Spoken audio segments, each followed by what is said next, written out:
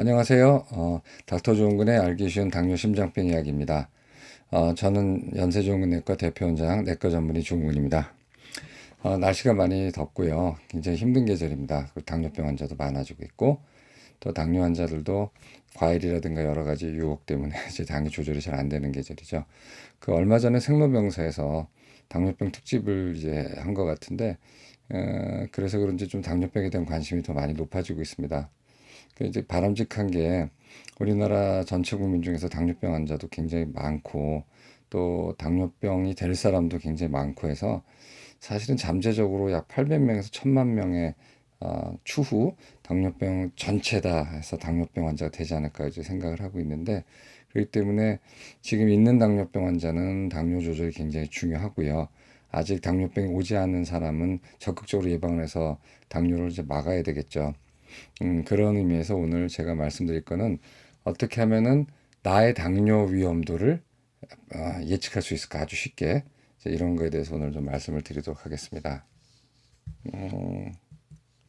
여기 보면은 나의 당뇨병 위험도 알아보기 해서 여러 가지 방법이 있어요. 뭐 여러 나라에서 개발된 게 있는데 오늘은 당화혈색소하고 체질량 지수로 알아보는 그 당뇨병 발병 위험도를 보도록 하겠습니다. 당뇨병 위험 예측은 이제 여러 나라에서 또 여러 집단이 많은 연구를 했어요. 그래서 이제 대표적인 게 프레밍엄 오프스프링 스타디라고 해가지고 그 미국의 조그마한 프레밍엄이라는 데서 그 몇천 명을 대상으로 미국 정부가 거기 모든 환자를 대상으로 뭐 10년, 20년, 30년, 40년 뭐 이렇게 쭉 그 사람들 추적하면서 처음에 피검사에서 이런 게 있던 사람들이 나중에 어떤 게 생기더라 뭐 이런 거 이제 많이 봤거든요. 그래서 콜레스테롤 레벨이 높을수록 담배를 필수록 뭐 운동을 덜 할수록 뭐 나이가 들수록 심장병이 잘 걸리더라는 하여튼 유명한 프레이밍엄 리스크 스코어라는 걸 개발했어요. 그래서 그 미국인한테는 잘 듣는데 이제 우리나라 사람한테는 약간 위험도 예측이 좀 달라요. 근데 거기서 그걸로 끝인 게 아니라 그들의 자식들 때까지 다 연구를 해가지고 그 사람들이 어떻게 되는까지 봤거든요. 그래서 프레밍 오프스프링, 프레밍엄 읍에서 그 당대 사람이 아니라 그 자손들에까지 스타디를 한 건데 8개의 변수를 넣어요. 뭐 나이에다가 뭐 체중에다가 뭐 에스니시티 뭐 인종이나 뭐 이런 걸 넣어서 일단 좀 복잡해요. 누락되는 게 꽤 많을 수가 있고 그다음에 이거는 뭐 한 8년이나 10년 후의 위험도 예측을 하죠. 그러니까 뭐 당장 내가 내년에 어떻게 될 건지 내후년에 어떻게 될 건지에 대한 예측은 좀 덜한 편이에요. 근데 이제 실용적으로 어떤 환자 내지 뭐 건강검진을 했는데 뭐 당시에 10년 위험도가 없던 겁니다라는 좀 약간 뭐 현실과 동떨어진 거죠. 10년 후에를 얘기하니까. 근데 정작 우리가 중요한 거는 내년에, 내후년에 당뇨가 될 가능성이 높은가 낮은가가 더 현실적으로 중요하거든요. 수많은 사람들이 지금 수많은 기관에서 다양한 가격에 또는 다양한 종류의 건강검진을 받고 있는데 그 안타까운 건 뭐냐면 건강검진을 받고 정말 중요한 건 그 의사가 전문가가 해석을 해주고 거기에 따라서 올바른 식생활을 갖다가 권하고 그거를 계속 교육하고 점검하는 거거든요. 근데 지금 우리나라는 뭐 다 바쁘다 보니까 사람들이 병원 가서 그 결과를 제대로 듣지도 못하고 또는 우편으로 보내온 거를 보고 이렇게 보는데 그걸 또 저한테 갖고 와 이제 다른 뭐 대학병원이나 이런 데서 한 거 그러면 검사 굉장히 많이 했어요. 많이 하고 제가 봤을 땐 필요 없는 검사도 많이 하는데 이 구술은 뭐 서말이라도 껴야 보배라고 그런 수많은 자료들에 대해서 제대로 이렇게 포괄적으로 그다음에 전문가적 시각으로 제대로 보는 그런 게 없어요. 없다기보다 좀 적어요. 어디선가 하고 있겠죠. 그래서 지금 이 보시는 분들 검진만 하는데 신경 쓰지 마시고 검진 결과를 꼭 챙기시고 그 검진 결과가 나한테 어떤 의미를 주는가를 꼭 알고 계셔야 됩니다. 그러려면은 검진하고 그걸 받아보는 게 아니라 가서 직접 그 검진 담당 의사 선생하고 상의해서 내가 앞으로 어떤 병을 조심해야 되고 그거를 안 오게 하려면 어떻게 해야 되는가를 좀 아셔야 돼요. 자, 좀 이야기가 샜죠. 근데 미국에서 카이저 퍼머넌트 노스웨스트라는 게 있는데 이게 이제 일종의 뭐랄까 카이저 스피탈이라고 유명한 그룹이 있거든요. 뭐 말하자면 사설의 보험과 그 보험 회사에서 운영하는 병원이나 커뮤니티 같아요. 그래서 이제 사실은 생명보험이나 이런 보험회사들이 가장 건강에 관심이 많아요. 그 가입자들. 왜냐하면 가입자 중에 고위험군한테는 돈을 더 먹여야 되는 거고, 너무 심한 고위험군은 어떻게든 거절을 하고 싶어 하고 이러기 때문에 이 보험회사 그 알고리즘이 훨씬 더 정확하다는 얘기가 있어요. 우스갯소리로. 그래서 어떤 교과서 보게 되면 75세나 80 이상 되는 사람들의 고지혈증은 그 미만인 사람들의 고지혈증과는 굉장히 다른 양상이고, 아직까지 우리 결과가 없기 때문에 이렇게 저기 스타틴을 치료할 거냐 말 거냐에 대해서 여러 가지 이제 의견이 많은데, 거기에 뭐라고 하냐면 로이드 보험에서 나온 라이프 익스펙턴시 포뮬라를 참조하는 게 좋겠다는 그런 얘기가 나올 정도로, 사실은 돈과 관련된 거기 때문에 보험회사가 훨씬 더 이런 거에 대해서 민감하거든요. 그래서 이 사람들이 이제 뭘 했냐면은 이 25만 명 정도를 멤버로 갖고 있나 봐요. 그래서 그 이제 건강보험 비슷한 거, 사설 건강보험. 그래서 그 25만 명의 데이터하고, 또 이제 KPNW 카이저 퍼머넌트, 이는 잘못 붙인 게 아니라 자기네들이 이를 붙였더라고요. 그래서 노스웨스트에 또 자매 무슨 프로그램이 있어요. 30만 명. 한 55만 명의 전체 이제 대상을 놓고 이제 한번 쭉 본 거예요. 어떤 사람들이 나중에 당뇨가 되는가를.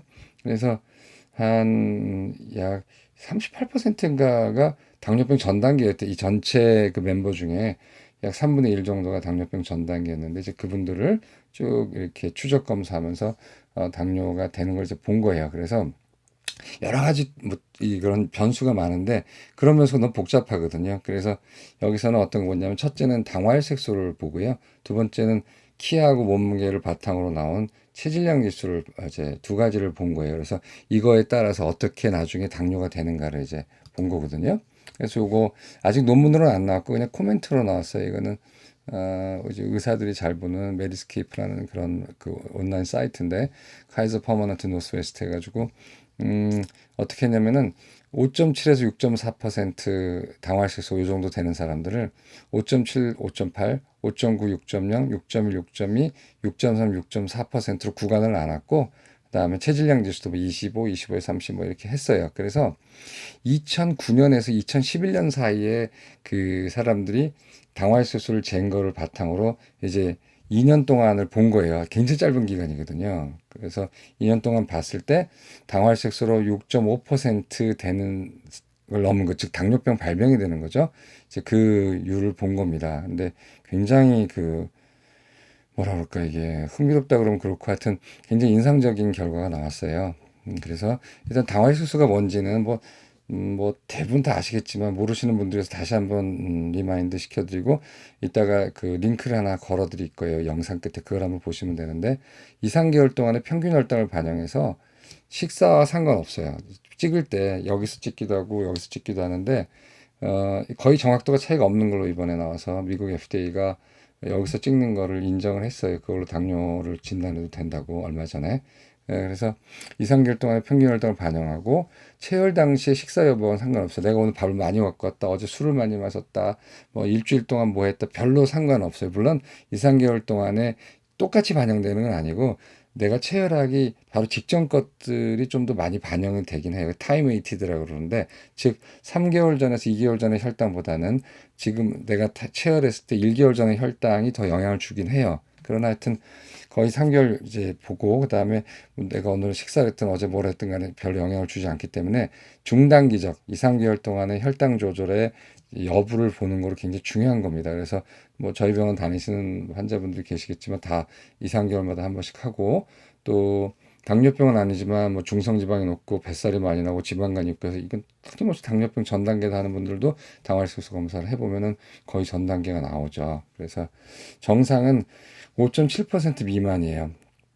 뭐 정상인은 많아요. 근데 의외로 이제 병원 오시는 분들이 5.7% 미만은 별로 없다고 봐요. 고혈압이나 고지혈증 오신 분들은 대개 5.7% 이상이 돼요. 왜냐하면 병들이 서로를 공유하고 있어요. 고혈압, 당뇨, 고지혈증이 교집합으로 돼 있어서 얘하고 겹치고 얘하고 겹치고 얘하고 겹치기 때문에, 특히나 이상지혈증, 중성지방이 높고 그 HDL 콜레스테롤이 낮은 분들은 당뇨병이 굉장히 경향이 많거든요. 그러니까 혹시 이렇게 다른 곳 다니시는 분들, 본인이 이상지혈증이나 고지혈증 진단 받으면은 선생님한테 가셔가지고 당화혈색소 검사를 하고 싶다고 얘기하십시오. 굉장히 정확하면서 비용도 저렴하면서 그 하나로 모든 걸, 많은 걸 얻을 수 있어요. 왜 그런지 이따 조금 이따 보여드릴게요. 그리고 우리가 이제 당뇨병 전 단계라고 하는 거는 5.7%에서 6.4%고 6.5% 이상 이제 당뇨병 진단을 받는 거죠. 그리고 당뇨병 환자의 그 치료 목표는 6.5%까지를 보통 잡아요. 서양에는 7%고 동양에는 6.5까지 잡는데 뭐 연세 드시고 거동이 불편한 분은 6.5까지 내리려면 저혈당도 가기 때문에 이제 의사가 그건 그 개인마다 이제 타겟을 따로 정하지만 일반적으로 젊고 뭐 젊다기보다 하여튼 일반적으로 건강하고 특별히 다른 문제가 없으면 살 날이 굉장히 많거든요. 살 날이 많을수록 이 앞으로 많이 살수록 그리고 앞으로 당을 가지고 많이 오랜 기간을 살수록 합병증이 많이 생기잖아요. 뭐 치매, 파킨슨, 뭐 눈, 뭐 이런 여러 가지가 문제가 있기 때문에 가급적이면 부작용이 없는 한에서는 6.5% 미만으로 내리는 게 좋아요. 물론 이제 뭐 부작용 뭐 저혈당이 오거나 도저히 힘들다 하면 6.5까지 타협을 하죠. 그래서 보통 6.5, 7.0까지 이제 보통 잡아주고 그거를 이제 성공적인 혈당 관리라고 얘기를 합니다. 근데 다시 원점으로 돌아가서 이 카이저 그 그룹에서 자기네 가입자들을 대상으로 당화혈색소를 2009년에서 2011년에 한 다음에 이제 구간을 나눠봤어요. 5.7에서 5.8%인 되는 사람 처음에 쟀을 때 5.9에서 6.0이 되는 사람, 그다음에 6.1에서 6.2가 되는 사람, 그다음에 6.3에서 6.4가 되는 사람을 놓고 봤을 때 5.7에서 5.8% 되던 사람이 2년 동안에 당뇨 생기는 위험도를 1이라고 봤을 때 당화혈색소 기저 베이살이죠. 기저 처음 당화혈색소 레벨이 이렇게 높은 거 구간별로 봤을 때 2년 내에 당뇨병이 어떻게 발병하는 거 봤더니 굉장히 놀라운 사실이 있는 게 6.3에서 6.4%는요. 2년 내에 발병하는 확률이 20배예요. 20배. 엄청나게 높은 거예요. 거의 근데 이건 뭐 이해가 가죠. 의사들이나 아시는 분들은 6.3에서 6.4는 사실 6.5도 되는 거예요. 왜냐하면 편차도 있기 때문에 통계적인 편차가. 그리고 이미 6.3에서 6.4가 되는 분들은요. 어떤 경향이 있냐면 밥 먹고 찍어 보게 되면 당을 뭐 당화식소가 아니라 당이 200이 넘어가는 분이 꽤 많아요. 이건 사실상의 당뇨예요. 당뇨병의 정의는 세 가지거든요. 공복혈로 126, 식후에 200이 넘을 때, 당화식소 6.5%. 그 중에 하나가 되면 이제 당뇨병인데 뭐 한 번 찍어서 그런 건 아니고 두 번 연속해서 두 번의 독립적인 그런 거 있을 때가 이제 그렇고 당화식소는 한 번 찍어도 마찬가지 6.5가 넘으면 당뇨라고 얘기를 해요. 그러니까 6.3에서 6.4가 나온 사람들은 사실상의 당뇨죠. 그러니까 2년 정도 지나면 당뇨가 되는 경우가 꽤 많은 거예요. 근데 아쉽게도 이 논문 보고서에 도대체 30만 명 또는 25만 명 중에 몇 명이 됐느냐는 얘기는 없어요. 코멘트가. 단지 이렇게 5.7에서 5.8을 1로 봤을 때 6.3에서 6.4라고 비교해 봤을 때 2년 내 당뇨 발병이 6.3에서 6.4%된 사람들은 5.7, 5.8보다 20배나 더 많이 생기더라라는 이제 그런 디스크립티브, 그러니까 기술적인 보고만 했어요. 그 다음에 6점이라고 6.2도 상당히 높은데 6점이라고 6.2 구간하고 6.3, 6.4 구간을 보면 3배 증가해요. 그러니까 이 저병원도 그런 분이 있는데 6.3이에요. 그럼 거의 당뇨다예요, 사실은. 그렇게 경고하고 이미 왔을 수도 있으니 사실 왔죠. 마음속으로 왔다고 생각하지만 또 이제 환자의 어떤 성향에 따라서 이게 절망을 할 수가 있거든요. 당뇨다 하고 그래서 굉장히 조심스럽게 거의 목전에 왔다. 이제 제가 흔히 표현할 때는 이 외래 문 앞에까지 왔다. 문 앞에까지 온 당뇨니까 빨리 막아내야 된다라고 이제 얘기를 하고 또 이제 거기에 대한 지침을 드리고 이렇게 해요. 근데 이 데이터는 굉장히 뭐랄까 우리가 의사들이 직관적으로 어떤 생각하고 있던 거를 데이터로 이렇게 너무나 잘 보여주는 거라서 여러분들한테 소개를 드리는 겁니다. 따라서 당뇨병 전 단계는 5.7에서 6.4% 뭉뚱그려서 얘기하지만 결이 같은 게 아니에요. 5.7, 5.8은 사실은 제가 가볍게 그냥 얘기를 합니다. 요 정도니까 조금만 식사를 조심하자고 얘기하고 5.8, 5.9, 6.6도 그런데 6.0이 넘어가면 이게 무게가 좀 달라져요. 얘기하는 게 좀 더 심각하게 강하게 경고하고 또 굉장히 설득하고 술 좀 그만 마시라고 그러고 디저트라든가 아니면 이런 거 밝히지 말라고 그러고 그 다음에 운동도 열심히 하라고 그러고 이제 경고하고 6364는 굉장히 강하게 경고해요. 이건 사실 당뇨거든요. 그래서 그 이제 이런 걸 이제 데이터가 증명한 거죠. 그래서 여기서 주는 결론은 당화혈색소가 5.7이 넘고 6.4% 미만의 당뇨병 전 단계라더라도 같은 당뇨병 전 단계가 아니라는 거예요. 그래서 6.3, 6.4는 너무너무 경각심을 가져야 되고 2년 안에 온다는 거예요. 2년 안에. 실제로 저희 경험도 보면은 63, 64 나오면은 이게 당뇨인데라고 하지만 이 우리나라는 아직 그 당뇨병 전 단계 이렇게 임박한 당뇨병 환자한테 약을 쓰는 게 허가가 안 돼 있어요. 사실은 캐나다나 다른 어떤 일부 나라는 메프로민이라는 약을 쓰거든요. 당뇨 환자들이 쓰는 부작용이 거의 없고 여러 가지 다른 좋은 그런 효과가 있는 메프로민을 써서 이걸 낮추게 되고 1년 정도 쓴 다음에 약을 끊어버려도 어느 정도는 될 수가 있거든요. 그래서 근데 아직 우리는 공식적으로 물론 그렇게 하는 선생님도 계시지만 환자분들도 그렇게 원하는 분들도 있고 근데 공식적으로는 그렇게 되질 않아요. 그래서 당뇨병 전 단계에서 우리가 쓸 수 있는 툴은 식사하고 운동밖에 없어요. 지금으로서는. 그래서 이거 꼭 알고 계셔야 됩니다. 6.64는 나는 당뇨병이다. 사실은 임박한 겁니다. 그러니까 이 방송을 보시는 분들 본인이 6364나 6162가 있는 분들은 너무너무 조심하셔야 됩니다.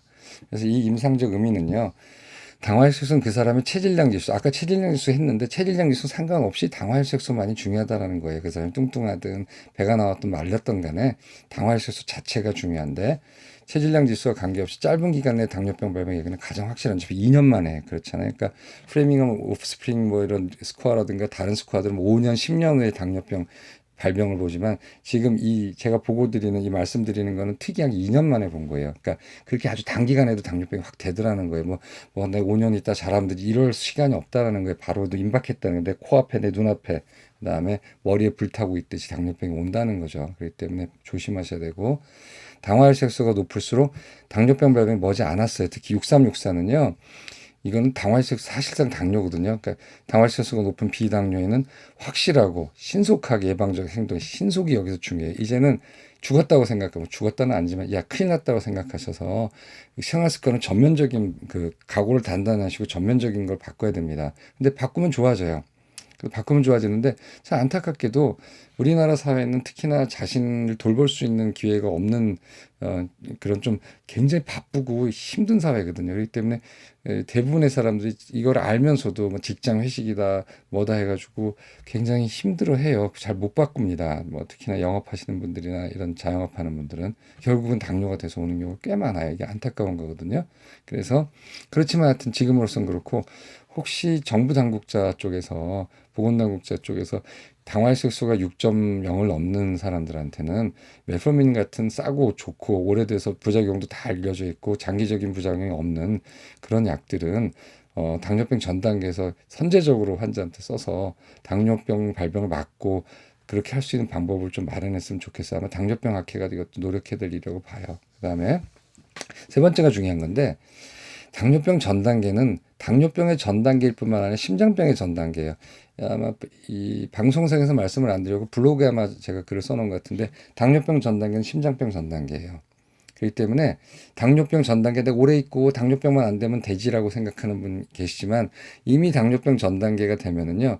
뭐 다른 게 벌써 혈압이 약간 높아질 수도 있고 혈관이 망가지기도 하거든요. 이미 당뇨병이 안 되더라도.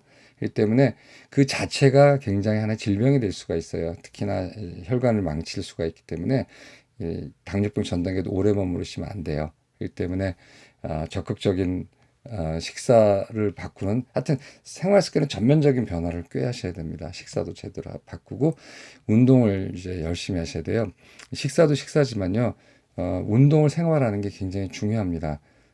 운동은 나중에 말씀드리겠지만 걷는 거는 우리 저희 환자하고 저랑 얘기하는 게 걸으면 충분하죠. 그래서 제가 걷는 거는 운동이 아니라 인간으로서의 당연한 도리라고 이제 농담삼아 말씀드리는데 유산소 운동한다고 걷는 거는 잘 하시는 거예요. 안 하는 것도 훨씬 낫지만 단지 그거는 필요 조건이지 충분 조건은 아니에요. 운동 정말 열심히 하셔야 되고 매일 할 필요는 없지만 본인이 평생 할 수 있는 운동을 찾으셔야 돼요. 그래야지 나중에 당뇨뿐만 아니라 성인병, 그다음에 심지어 치매, 파킨슨까지도 예방하는 데 도움이 된다고 돼 있거든요. 저 같은 경우는 매일 아침마다 태극권을 해요. 한 5년, 4년 됐나 그런데 굉장히 몸이 많이 좋아졌어요. 그래서 제가 체질에 맞다고 생각하는 우리 환자분들한테 태극권을 권해요. 물론 제가 가르쳐드리지 못해요. 전 초보라서. 그래서 그 유명하다는 태극권 도장을 다 소개시켜드려서 그 근처 가게 해드리고 그렇게 하는데 이 방송 보시는 분들은 태극권이 마음에 든다면 태극권을 하시는 것도 좋고 그다음에 요가나 필라테스나 헬스나 이런 걸 좀 하시는 게 좋습니다. 그게 평생에 벗삼아서 하실 운동을 꼭 찾으셔야 돼요. 그래서 오늘 말씀드린 거 짧은 시간 내에 당뇨가 될 수 있는 걸 확인하는 거는 당화혈색소다.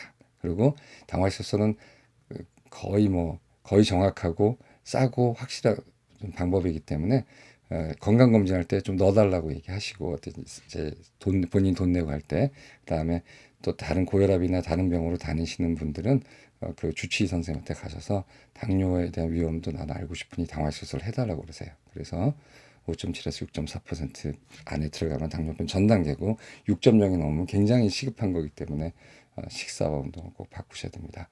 오늘은 당화혈색소와 2년 안에 당뇨가 걸릴 확률에 대해서 말씀드렸습니다. 감사합니다.